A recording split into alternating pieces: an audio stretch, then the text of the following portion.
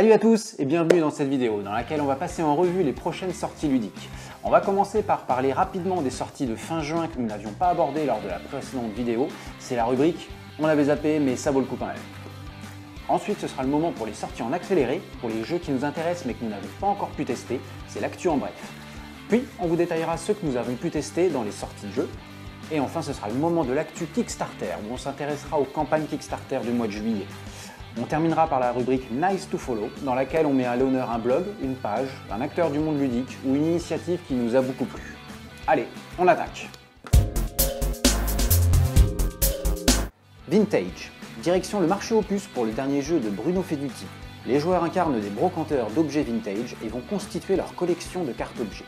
Piochez, défaussez, volez et faites-vous voler. 17 bonus sont à valider en fin de partie et permettent de gagner des points de victoire, comme par exemple le joueur qui a le plus d'objets des années 50, 60 ou 70, le plus grand nombre d'objets dans chaque couleur, etc.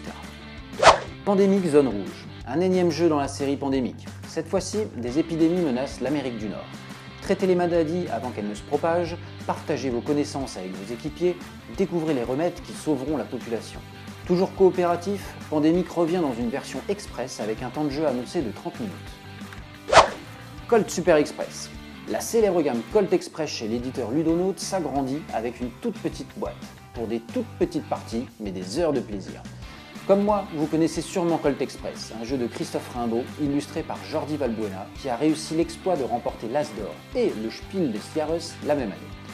Ludonote révèle le défi de réduire le matériel, de garder une grosse partie de la mécanique du jeu d'origine, en y ajoutant un tempo élevé survitaminé, car ici, nous ne nous concentrons pas sur le pillage en bonne et due forme du train, mais sur l'élimination de la concurrence, sans pitié, coups bas et mauvaise foi, selon au programme.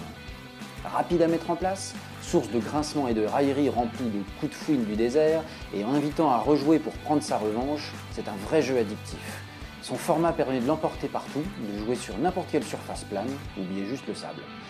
De plus, comme ce n'était pas assez, le jeu vous offre 2 extensions sous forme de 2 nouvelles cartes à intégrer dès que la mécanique de base sera acquise, c'est-à-dire très vite. Au final, ici on enchaîne les parties, en famille, entre amis, au travail, à la pause déj, c'est rapide, piquant, chaud, comme un bon vieux western spaghetti. Top 10.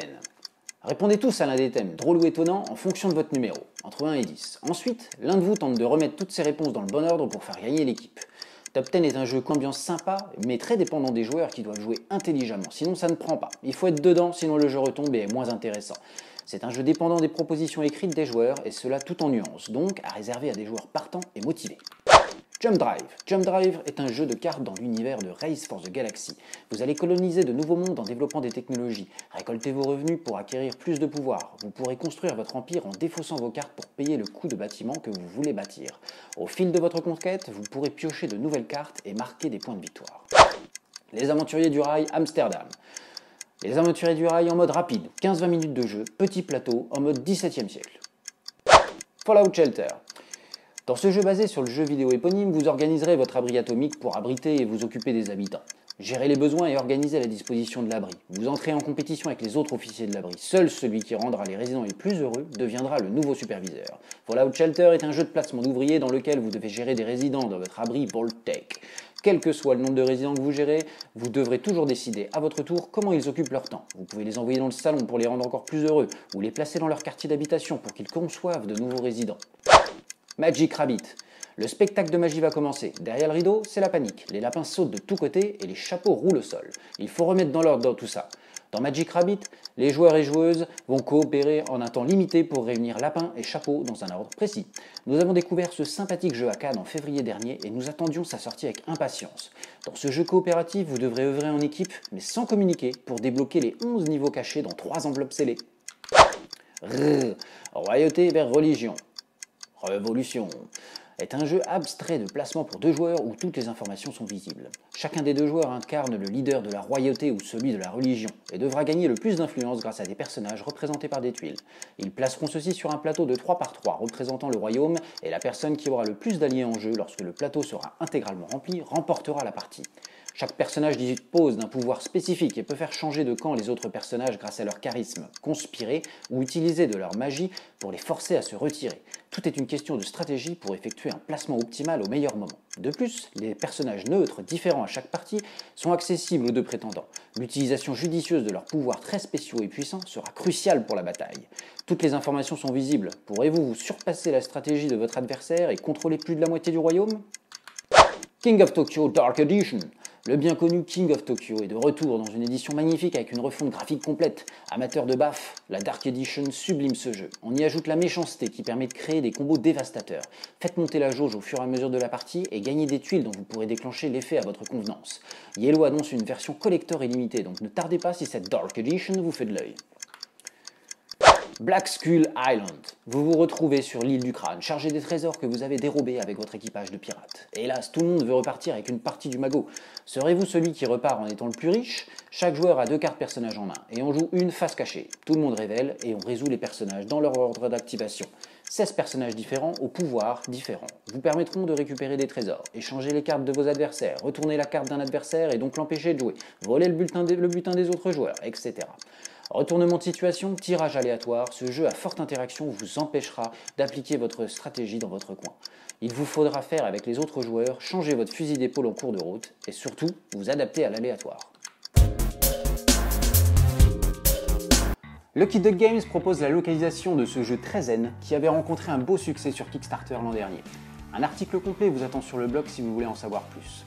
La dynastie Tang est considérée comme le premier âge d'or du jardin chinois classique. L'empereur Xianzong a construit un magnifique jardin impérial, le jardin du majestueux lac clair, près de Xi'an, et y a vécu avec sa célèbre concubine Yang Yifei. Dans Tang Garden, vous incarnez des ingénieurs convoqués pour construire un jardin tout en équilibrant les éléments de l'eau, de la roche et de la flore. Durant la construction, les personnages visiteront le jardin pour inspecter la disposition des éléments naturels et admirer le paysage environnant. Tang Garden est un Eurogame poétique et contemplatif servi par un matériel de très bonne qualité qui participe à l'immersion dans cet univers reposant et somptueux. Il y a plusieurs manières de scorer et il vous faudra quelques parties pour bien les appréhender toutes. The Magnificent. Matago nous apporte la localisation de ce superbe jeu découvert à Essen l'an passé. On a déjà publié un test complet dessus, donc on vous laisse aller en prendre connaissance si le jeu vous intéresse. Juste pour info, tous ceux qui ont joué au labo ont apprécié. Le jeu propose un matériel hyper attirant et de très bonne qualité. Draft 2D, gestion de ressources, plateau personnel avec placement de tuiles, réalisation d'objectifs avec prérequis, c'est du solide et c'est très bien ficelé. L'interaction est limitée, mais je n'ai pas ressenti un manque à ce niveau tant je bataillais déjà suffisamment dans mon coin pour m'en sortir et établir ma stratégie. Margraves de Valeria. Margraves de Valeria a fait l'objet d'une campagne Kickstarter en août 2019. L'éditeur Lucky Duck Games localise le projet et propose le jeu en précommande durant ce mois de juillet. Pour ceux qui connaissent l'univers de Valeria, le jeu de cartes, vous ne serez pas dépaysés puisque c'est la même équipe aux manettes. Pour les autres, il s'agit d'un jeu de placement d'ouvriers et de gestion de cartes. Vous incarnez un Margrave, un commandant qui est chargé de mettre fin à la menace des monstres sur le monde de Valeria.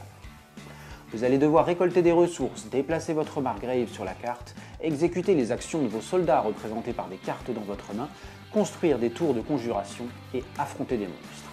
Le jeu est très agréable, le matériel est de très bonne facture et les combos possibles et l'optimisation de vos actions nécessiteront une bonne dose de réflexion et d'anticipation de votre part. Rendez-vous sur le site des Lucky Duck Games courant juillet pour le précommander. Super Meeple continue de nous impressionner avec quelques très bonnes sorties et notamment ce Endeavor, l'âge de la voile et son extension. Sorti à l'origine en 2009 chez Istari, le jeu vient de bénéficier d'un lifting visuel et de quelques modifications. La version proposée est de très bonne qualité, le jeu est superbe, le matériel de haut de gamme et un rangement Game Trays super utile pour le jeu est inclus. L'âge de la voile prend place lorsque les grands empires maritimes historiques repoussaient les frontières du monde connu et faisaient commerce des biens récoltés lors des expéditions. Faites voguer votre flotte, découvrez de nouvelles régions et luttez pour le contrôle de zones. Développez votre port pour déployer vos vaisseaux. À vous de définir votre stratégie en gérant vos 4 axes de croissance sur vos plateaux personnels. Une première partie d'introduction vous familiarisera avec le jeu et vous aurez alors très envie d'y ajouter les exploits, qui sont des objectifs communs que vous pourrez essayer d'atteindre, et même les nouveaux tuiles de bâtiments contenus dans l'extension, afin de donner son plein potentiel à ce jeu très agréable. Whale Riders, le nouveau projet de Rainer Knizia, illustré par Vincent Dutré, débarque sur Kickstarter le 14 juillet. Vous incarnez des chevaucheurs de baleines des glaces qui, depuis plusieurs générations, naviguent, récoltent et font commerce des ressources que vous récoltez le long de la côte de glace. Mais un hiver plus puissant que les autres arrive et vous décidez d'aller chevaucher vos montures et récolter des biens précieux une dernière fois. Vous allez donc avancer le long de la côte de glace et récupérer des tuiles de ressources dans le but de valider des objectifs et d'accumuler des points de victoire. Proposé à petit prix, si vous êtes amateur de jeux familiaux qui demandent un peu de réflexion, qui fonctionnent bien à plusieurs avec la possibilité de bien bloquer ses adversaires, avec un aspect course aux ressources pour atteindre ses objectifs, alors Whale Riders pourrait vous plaire. Ajoutez à cela la patte graphique de Vincent Dutray, l'aspect chaotique de la pioche qui apporte régulièrement des tuiles qui bloquent tout le monde, ainsi que la possibilité pour chaque joueur d'évoluer au rythme qu'il le souhaite le long de l'itinéraire, et vous avez un chouette jeu familial. Ibris, on vous en a déjà parlé en long, en large, en travers, on vient en plus de publier un article complet sur le jeu. Et bien ça y est, la campagne Kickstarter vient de démarrer. N'oubliez pas d'aller jeter un œil, ça pourrait vraiment vous plaire. Roleplayer Adventures. L'univers de Roleplayer est très dynamique, avec Roleplayer, le jeu de dés et ses extensions, et le tout récent Cartographers que l'on a beaucoup apprécié. Ici, vous participerez à des aventures narratives avec différents scénarios dans lesquels vous devrez faire des choix avec vos compagnons d'aventure pour réussir les missions.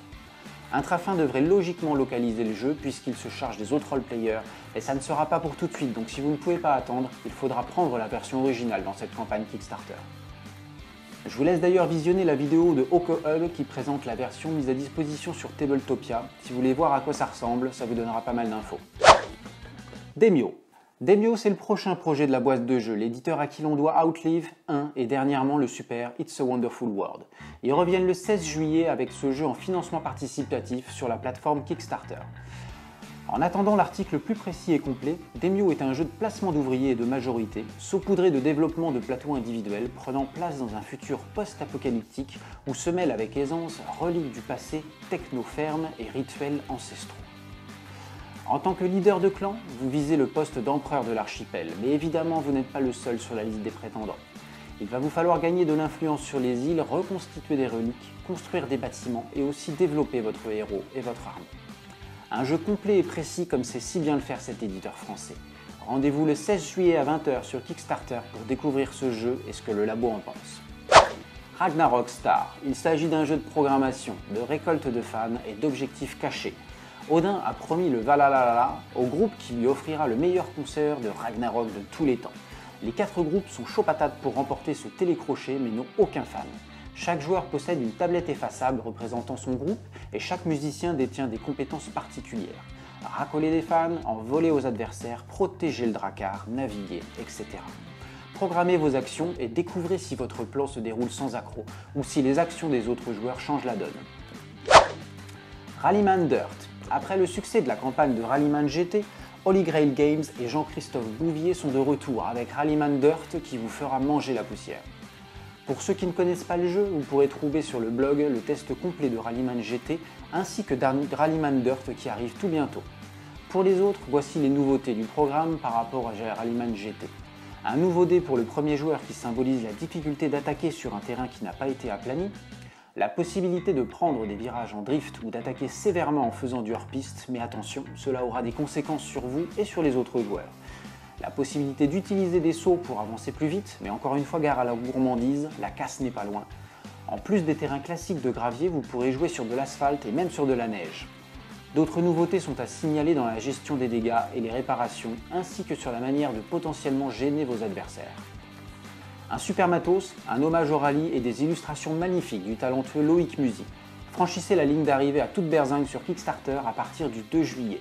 Si vous voulez le tester, l'éditeur l'a rendu disponible sur Tabletopia. Alors ce mois-ci, on a décidé de rendre hommage à Board Game Art Creations. C'est l'œuvre de Katia qui réalise des mosaïques à l'aide de nos bien-aimés meeples pour rendre hommage à nos jeux chéris. Je vous laisse aller découvrir ses créations sur son Instagram, sur la page Kickstarter qui se termine bientôt ou sur sa page Facebook. C'est vraiment sympa, il y a de très belles illustrations, c'est des reproductions vraiment étonnantes et vraiment originales pour le coup. Vous allez peut-être croiser des pièces ou du matériel que vous avez déjà dans vos jeux. Et ben elle en fait une autre utilisation, donc c'est assez intéressant de voir tout le matériel dans un usage détourné, mais toujours pour célébrer notre passion commune, donc les jeux de société. Ça vaut le détour, ça vaut le coup d'œil, je vous encourage vraiment à aller jeter un œil sur sa page et mettre un petit like. Merci à vous d'avoir regardé cette vidéo, on espère vous avoir fait découvrir quelques jeux, c'est les sorties du mois de juillet, à vous de les surveiller et de vous faire votre idée. On va essayer de publier le maximum d'articles sur tous les jeux qu'on a pu tester pour vous donner plus d'informations. A très bientôt et surtout, n'oubliez pas de jouer.